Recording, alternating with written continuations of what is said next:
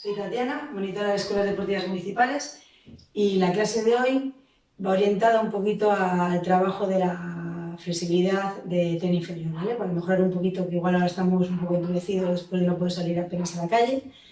Así que vamos a empezar.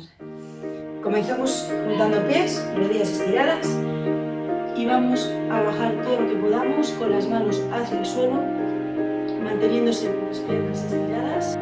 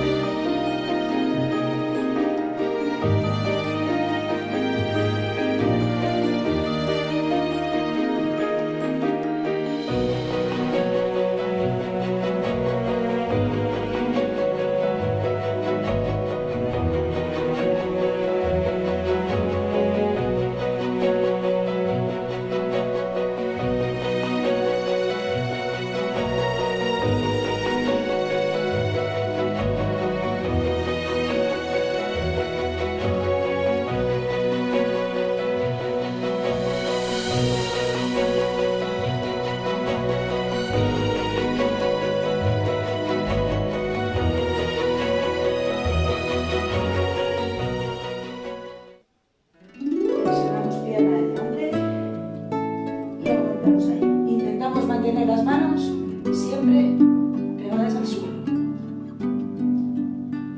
Vale, más. 3, 2, 1. Vale, flexiona la rodilla de atrás y estira la de delante. Llevamos el peso hacia atrás. Ahí. Bien. Flexiona la rodilla de delante. Recuerda lo de alinear rodilla con tobillo.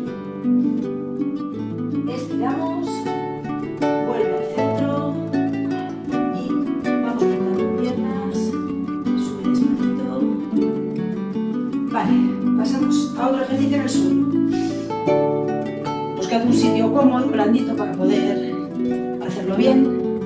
Juntamos plantas de los pies, acercamos los pies hacia nosotros y tiramos de las rodillas hacia abajo. ¿Vale? Y notéis el estiramiento en la parte interna de la pierna.